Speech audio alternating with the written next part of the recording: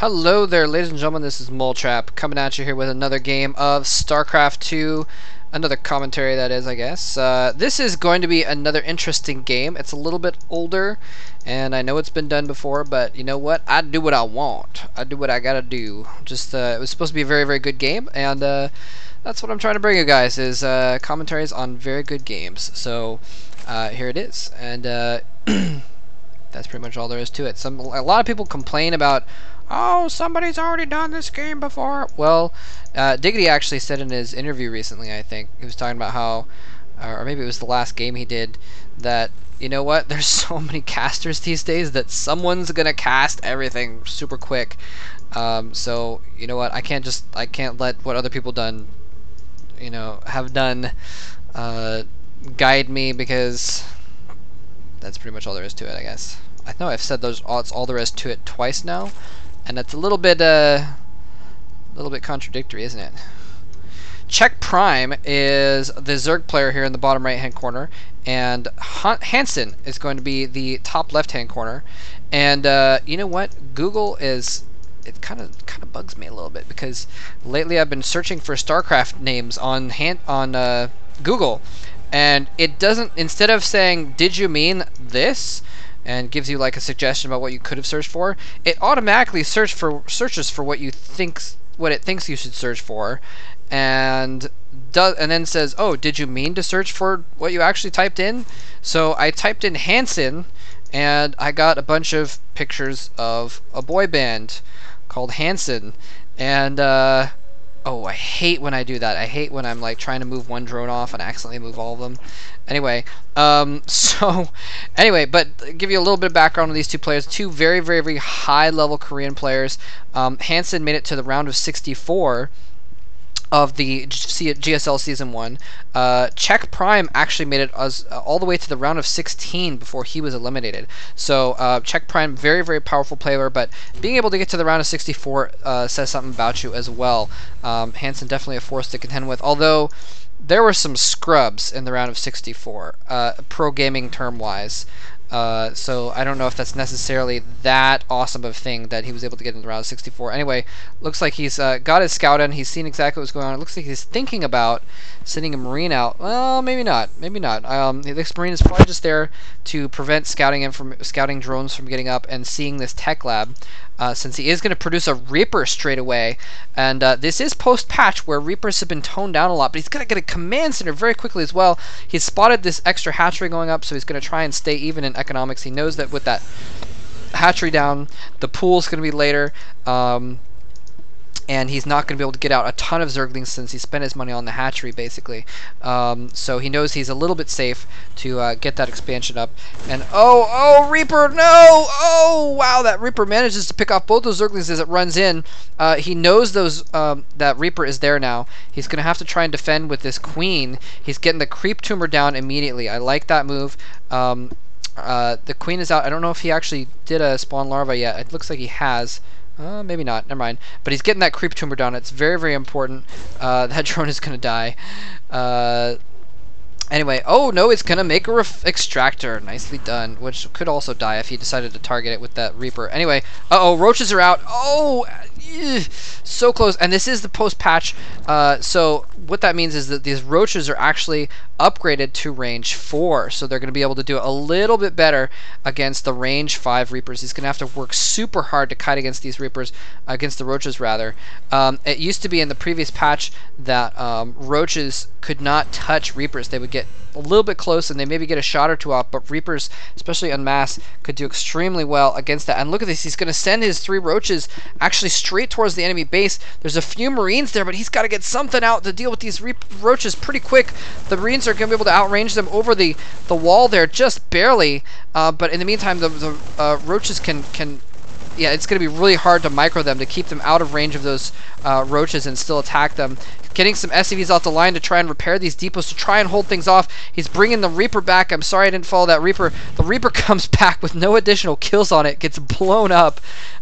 Does not get that Reaper back in time. So these roaches are now putting a lot of pressure on. What does he have coming? He doesn't have anything coming to try and deal with these roaches. He's just repairing like mad. He's hopefully getting a It's not even getting a Marauder out right now. He's just building up Marines. He's got this extra orbital command, so he can get twice the mules going down. He can get a lot of minerals out right now, but he's just getting this medevac out, and the medevac will be able to help him defending against those roaches a little bit. It looks like the roaches decide, you know, we've taken enough damage, we're going to get out right now and just heal up, and I think that's a smart move. They were starting to get picked off by these Marines. There's a lot of Marines. They were able to put out a lot of damage at that point. And especially with the medevac, it'd be harder for him to pick off those Marines. Hellion is out now, and what's he going to do with the starport? Just make more medevacs, I guess. More barracks being put up as well. So relatively simple strategy here coming from Hansin. Anyway, in the meantime, Baneling Nest going up on the side here. Wow, so that's going to be interesting. He has photoed out this command center. He's going to build a bunker out here as well, but a nice response to all of these Marines is the Banelings. He's getting a lot of Zerglings out once, and he's probably going to, let's see, Baneling Nest not quite up yet. Once those Baneling Nest gets up, he's probably going to produce some Banelings. Well, obviously, it's kind of the point of it here. What's going on back here? Okay, Overlord just floating through, just chilling, just trying to scout what's going on here. Sees the starport without any add-ons on it, so he doesn't know exactly what that is all about. He knows he doesn't need to get anti-air right now, though, and that is the important thing. If he needed to get anti-air, then he'd need to get a couple more Queens out, or Hydra Den or something like that. Look at this. Oh, man. Beautiful little army here of Banelings, Zerglings, but are they going to be able to deal with this drop? He's going to come in from behind, and whoa, my mouse is going crazy. He sees it. He knows what's coming. He sees it. He's sending his whole army back here, trying to do away with these Marines. Oh, a few roaches getting there. He picks up most of the Marines, though, and gets them out of the way. He's just going to have to run around here. There's Spine Crawl over here and a Queen are going to force him to lift up again, I believe, especially when these Banelings come in here. He's going to try and kill off that Spine Crawler. Spine Crawler just down to only half health. Marine's not quite able to get enough damage on that Spine Crawler to really secure that position. It would have been a nice spot to hide behind there. That would have been harder for the Banelings to get back there, but it's not going to work. Anyway, but no anti-air right now. It's going to make it a lot harder to deal with these medevac dropships. More Zerglings being produced here as well. Oops, there we go. And the speed for the Banelings is almost up as well. It's going to enable them to get in really close to those Marines very, very fast. Let's see what he's doing. He's producing tons of Marines still. Just producing a lot of Marines. And what was he doing in the meantime? He doesn't have an army back at home. He's got some in his bunker here, but I guess his entire army was in these two medevacs, which is interesting. It wasn't just producing SCVs, I guess, in the meantime, and some depots and what have you, extra barracks, getting his economy and his production going, though. Starting to produce some tanks. I like that. Tanks are very, very good against the Banelings. You know, if you have a good group of tanks, they do less damage. I think they're part of the reason why the damage versus light units was reduced on the tanks in one of the recent patches, was because of the fact that if you had, like, you know, 8 tanks, they would just kill everything. I mean, once you got a critical mass, they would kill everything, including especially Banelings. Banelings are the bane, no pun intended, of the Marine army. Especially Marines, you know, they're very good against Marauders as well, but mostly against Marines. And if you had several tanks backing up your Marines, they would kill every Baneling coming in. We almost saw that in that game, the last game I did with Mio versus Fruit Seller. MioWare versus Fruit Seller. Or no, was that the... Yes, that was the one. So, I guess I've rambled about that enough, but point being, tanks good against Banelings. That's what I meant to say. That's what I spent a minute saying. Anyway, Mutalisk coming out here to do some harassment.